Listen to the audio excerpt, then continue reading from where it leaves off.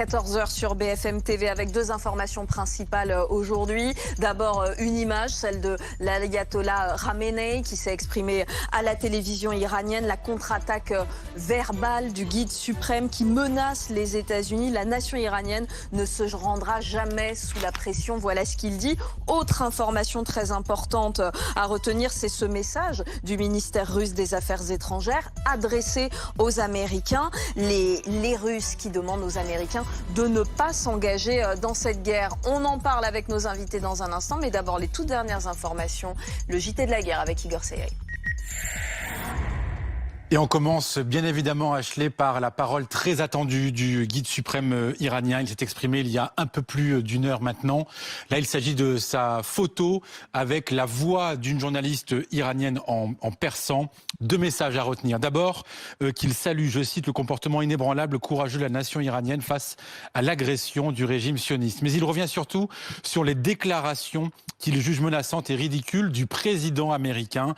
Les gens intelligents qui connaissent l'Iran ne parleront jamais à cette nation dans un langage menaçant. La nation iranienne ne se rendra pas. Les Américains doivent savoir que toute intervention militaire américaine causera sans aucun doute des dommages irréparables.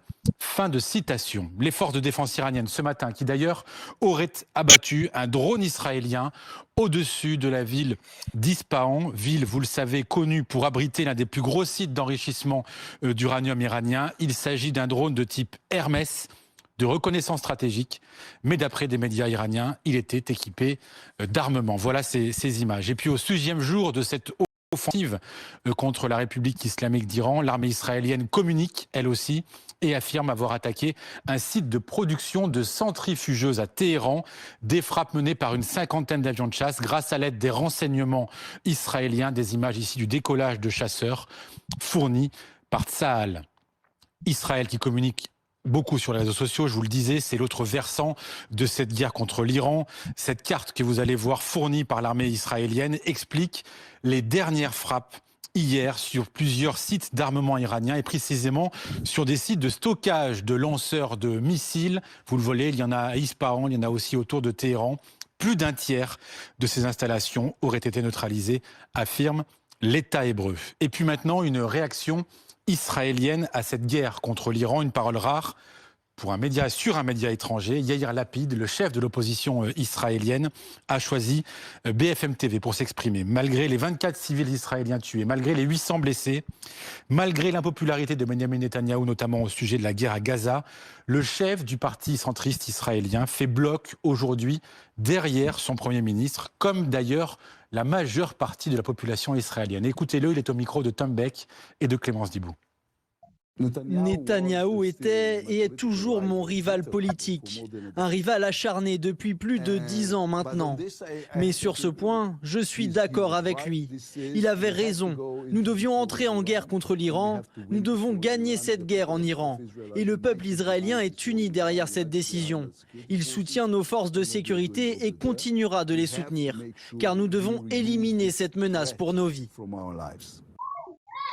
Et voilà, Ashley, pour l'essentiel de l'actualité autour de cette guerre d'Israël contre l'Iran. Merci Igor. On apprend à l'instant que plusieurs explosions ont été entendues à Téhéran en début d'après-midi. Une fumée noire qui est visible sur les hauteurs de la ville. Voilà ce que disent nos confrères de l'AFP. Arrêtons-nous sur l'image de la mi-journée. L'ayatollah Khamenei qui est en train de s'exprimer à la télévision iranienne. Plusieurs messages adressés à la fois aux États-Unis, à la population iranienne également. Pourquoi s'exprime-t-il maintenant ?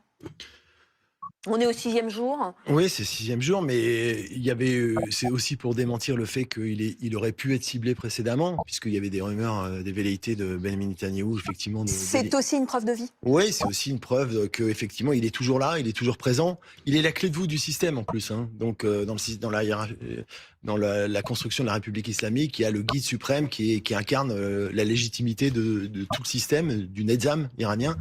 Et donc, c'est pas pour rien d'ailleurs qu'il est visé spécifiquement par Benjamin Netanyahou, même si apparemment le président Donald Trump a préféré pour l'instant ne pas justement donner suite aux velléités du Premier ministre israélien. Donc c'est une manière de se positionner. Il a eu un discours très véhément, hein, et très. Alors c'est intéressant parce que il fait référence à la fierté iranienne en parlant de vulgarité justement de l'ultimatum de Donald Trump sur une capitulation pour un grand vieux pays, effectivement, et une histoire trimillénaire. Et là, c'est aussi pour mobiliser la fibre nationaliste iranienne, hein, qui est très forte, même chez les détracteurs patentés du système. Et puis, il a évoqué précédemment, un petit peu avant, il avait dit que la bataille commence. Et il évoque une bataille qui est la bataille de justement des premiers temps de l'islam, d'Ali, la bataille de Khaybar, contre une tribu juive, et donc c'est qui avait eu lieu en 628, juste après, et il fait référence explicitement à Ali avec l'épée Zulfiqar, etc. Et donc il y a toute une mythologie, une iconographie qui est mobilisée justement pour affronter la situation actuelle.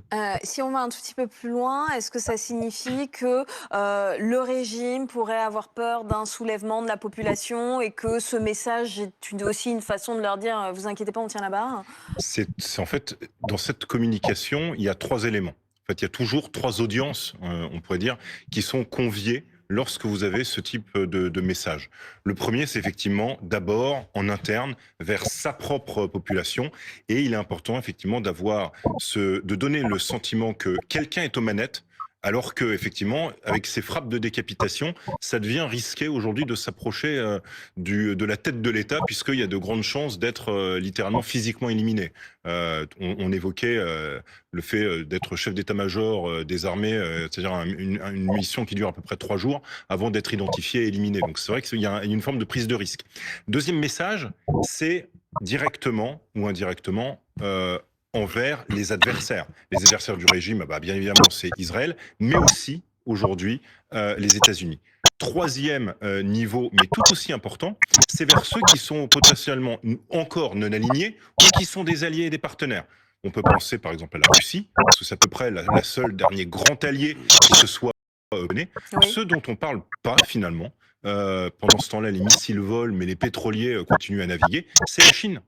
En fait, réellement, dans ces derniers jours, Pékin est relativement silencieux. Ils ne sont pas inactifs. On sait qu'ils ont joué un rôle, notamment dans la déconflictualisation entre l'Iran et l'Arabie Saoudite, mais ces jours-ci, ils sont effectivement très silencieux. La Russie qui a adressé un message à Donald Trump par la voix du ministère des Russes des Affaires étrangères. On ira à Moscou dans un instant, mais d'abord Washington. Donald Trump est-il levé, Antoine Hollard? Est-ce qu'il a réagi aux dernières déclarations de l'ayatollah Khomeini? Alors Trump est sûrement déjà levé, mais pour le moment, pas de réaction du côté américain. En tout cas, on voit que sur le terrain, les États-Unis ont déjà apporté une sorte de réponse aux menaces iraniennes. Ils ont nettement musclé leur présence militaire dans la région, avec notamment l'envoi d'un porte-avions supplémentaire. En soi, c'est une forme de réponse à l'Iran, un message qui est envoyé, parce que ce porte-avions pourra être utilisé pour protéger les intérêts américains dans la région, notamment les bases américaines.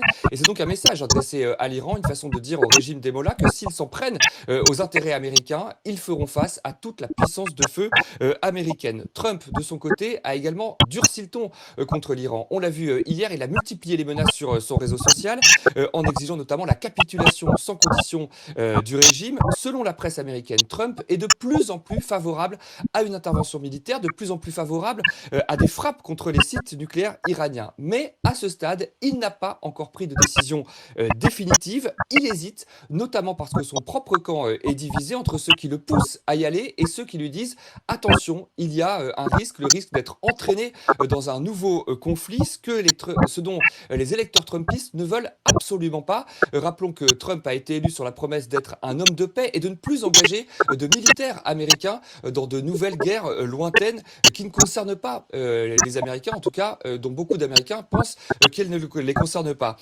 Du coup, Trump temporise. Il sait qu'avant éventuellement d'appuyer sur le bouton, il va devoir préparer les esprits et convaincre une partie de son électorat qu'il est nécessaire de frapper l'Iran.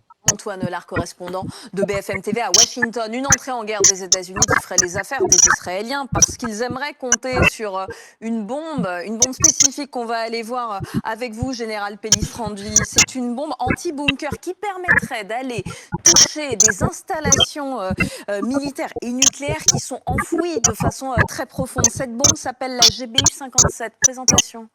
Alors, il faut comprendre que la problématique pour les Israéliens, c'est que les installations souterraines iraniennes, elles sont en profondeur. Et donc, ils ne disposent pas de cette fameuse bombe. Donc, une bombe qui fait 30 000 livres, hein, c'est l'équivalent donc de 13 tonnes dans nos mesures. Sa capacité, c'est qu'elle va pénétrer très profondément, vous voyez, à plus de 60 mètres de profondeur. Comme par hasard, c'est dans cette tranche-là, sous terre, sous le béton,